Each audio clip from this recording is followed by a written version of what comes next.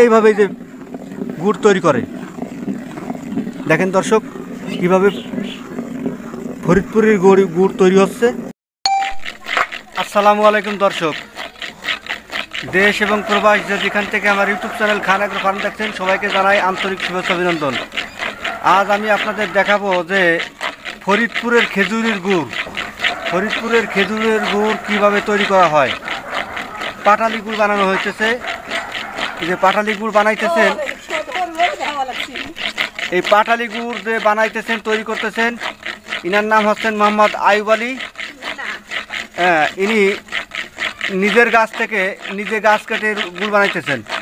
তা আমরা দেখবো যে দর্শক কিভাবে পাটালি গুড় তৈরি করা হয়, তার মুখ থেকে শুনবো এবং আমরা সরাসরি দেখবো। আসসালামু আলাইকুম। ভালো আছেন? এই যে কি বানাইতেছেন? খেজুরের গুড়। এই আপনার কতগুলো, আপনি গাছ নিজে কাটেন? জি। কতগুলো গাছ কাটেন? এই 20-30টা। 30টা গাছ কাটেন, 20 থেকে 30টা গাছ কাটেন। এই গাছ আপনি কয়দিন পর পর কাটেন? 7 দিন পর। 8 দিন পর একদিন কাটেন না? এই যে এখানে কয়ারি রসের গুড়? 6 থেকে 7 আড়ি রসের গুড় না? এখানে আপনার কয় কেজি গুড় হবে? কেজি আজকে। হ্যাঁ, 8 কেজি হবে। তার মানে আপনার এক হাঁড়িতে 1 কেজি হয়। দর্শক দেখেন এই যে হাঁড়ি, দর্শক দেখেন এই যে হাঁড়ি, এই হাঁড়িগুলো গাছে বাঁধে তারপরে রস নামাইয়া সেই রস টিনে জাল দিয়ে তারপরে যখন ঘন হয়ে গেলে তারপরে যে এরকম আবার পাটালি গুড় বানায়। তা এই যে হাঁড়ি দেখতে পাচ্ছি, এই এক হাঁড়িতে 1 কেজি গুড় আসে। এই যে বর্তমান যে আপনি গাছগুলো কাটতেছেন, এই যে হাঁড়ি, এর এক হাঁড়ির রস হইতে কটা গাছ লাগে? 4-5টা তো লাগে। 4 থেকে 5টা। দর্শক দেখেন 5টা গাছ থেকে 1 আড়ি রস হয়। কত কষ্ট করে এই যে খেজুরের গুড় তৈরি করে। এমন আছে 6-7টা-8টা লাগে। 6-7টা-8টাও লাগে। দেন দর্শক, 1 কেজি গুড় বানাইতে হলে, এই 1 কেজি গুড় বানাইতে হলে এরকম 1 আড়ি রস হইতে হলে 8টা গাছও লাগে, আবার 6-7টাও লাগে, আবার কোনো গাছ আছে 2টা-1টা হয়ে যায়, 1টা হয়ে যায়। আর দর্শক এই যে দেখেন কিভাবে এই যে তৈরি করতেছে, আমরা এটা দেখাবো। এই যে এরকম করতেছেন কেন? এরকম করে এটা কি কারণে ঘুরতে লাগে? ঘন বানানো লাগে না? এরকম কত সময় ডলা লাগে? মেলা সময় লাগে, আধা ঘন্টার মতো লাগে।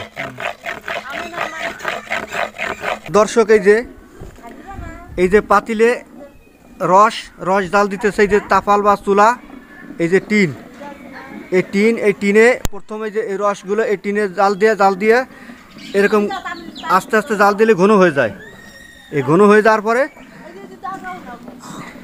তারপরে এইভাবে যে গুড় তৈরি করে। দেখেন দর্শক কিভাবে ফরিদপুরের গুড় তৈরি হচ্ছে। অরিজিনাল পিওর, একেবারে অরিজিনাল গুড়।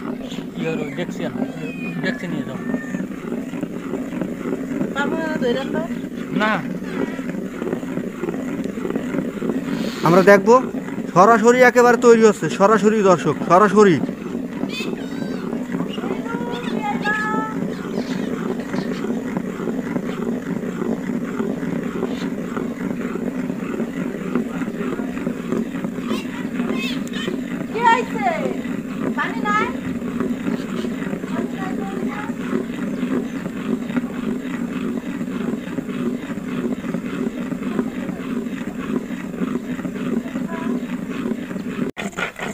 বেসন ধরেছেন আগেই না? দর্শক এই যে এইভাবে প্রথম রসটা চুলার থেকে নামানোর পর, গুড়টা নামানোর পরে পাতলা গুড় বলক দিতে হয়। বলক যখন উঠে যায় তখন এইখানে এইভাবে বেসন ধরায়। ওটা ঘষতে গুঁড়ো হয়ে যায়। সেই গুঁড়োটা যখন ওই অন্য গুঁড়োর সাথে মিশে যায় তখন হলো আপনার এটা প্লেট বা থাল বা পাত্রে দিব, ঢালবো, নিচে কাপড় দিয়ে গুড় ডাললে ওই গুড়টা শক্ত হয়ে যাবে। আমরা দেখতে পারবো সে পর্ব সামনে। দর্শক এই যে চুলা, এই যে রস প্রথমে যে টিনের উপর দিয়ে জাল দেয়, তারপরে গুড় পাতলা হয়, তারপরে এই রকম কড়াইতে পাত্রে কড়াইতে আবার বলক দিয়ে বেসন ধরায়, তারপরে এরকম কোটে। সাথে একটু গালে দিত। অসুবিধা নেই, বলছে এদিয়েই অনেক সময় ইয়ে করে। এই যে এরকম দর্শক, এরকম এই চুলা থেকে নামানোর পরে এরকম থাকে, এটারে আবার জাল দিয়ে আবার বলক দিয়ে তারপরে এরকম পাত্রে ডাইলে কী করা হয়।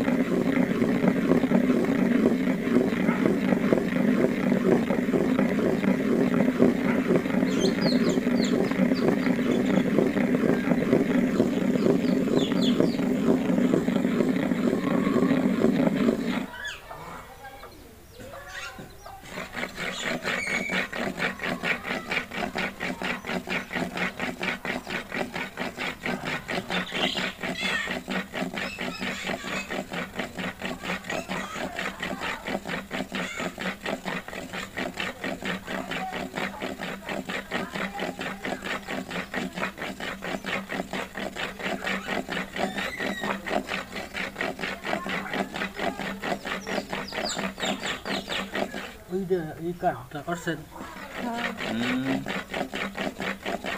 দেওয়া করা সারা ভৈরা টিন পাইছে। পাইছি।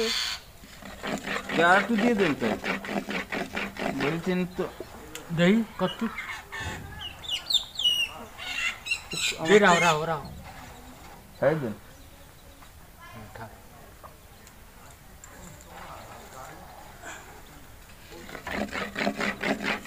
তাহলে এই দুটো মিলে হয়ে যাবে। আরো না না আর কিছু দিই, একবার দিয়ে দিবা, না আবার দিবা। এই ঠিক মাপ দিদি বলবারে কত। ও তা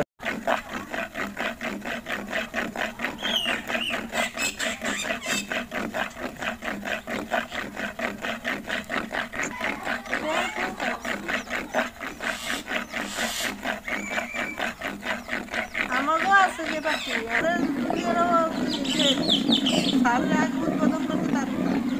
দাদা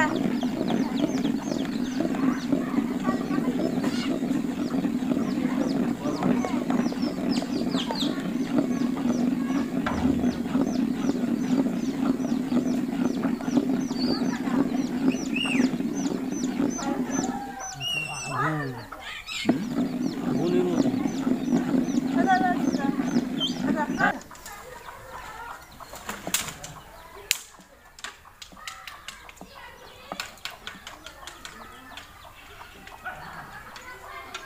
এই যে বাদ দেন তো। না দিয়ে লাগবে না।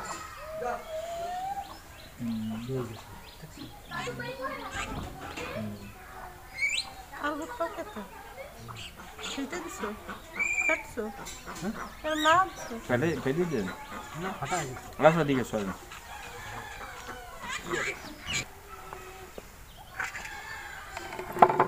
ভালো।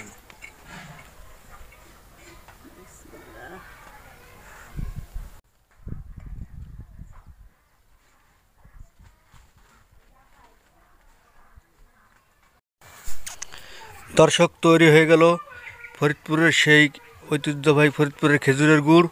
এখন এই গুড় যে হাঁড়িতে ঢালতেছে, এই গুড় হাঁড়িতে শক্ত হয়ে যাবে।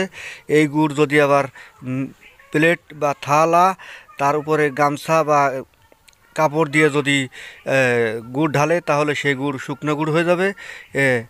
এইভাবে খেজুরের গুড় তৈরি হয়। ভিডিওটি ভালো লাগলে লাইক করুন, একটু চ্যানেলটি সাবস্ক্রাইব